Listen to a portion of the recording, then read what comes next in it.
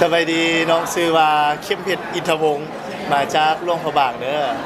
สบายดีน้องซื้อสุขสวัสดิ์อุ่นไตมาจากแข้งร่วมพระบาท สำหรับน้องเองมื้อนี้ก็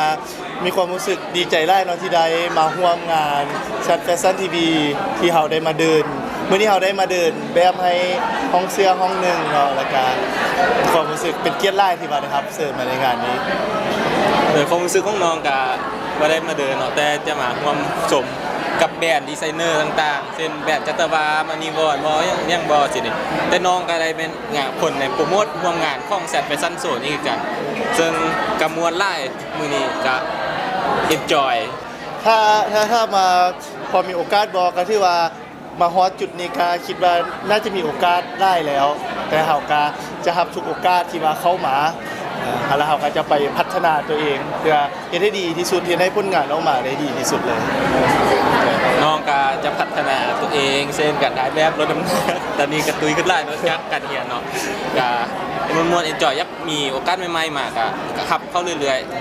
ๆ สำหรับช่องทางการติดต่อของน้องเองก็คือสามารถติดตามได้ทุกช่องทางเลยว่าจะเป็น TikTok ก็คือเข้มเฟิร์สเนาะ K H E M F I R S T 1เข้มเฟิร์สแล้วก็ทาง Facebook ทาง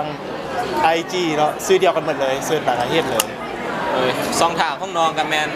ทางเฟซกับไอจีเนาะเฟซจะแมนสุขสวัสดิ์อุ่นไต S O U K S A V U T แล้วก็ O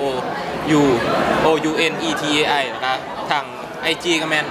ทางซื้อตอนแรกเลยก็จุด O T ทางท้าย โอเคแล้วจ้าบ๊ายบาย ใจหลายเลย โดย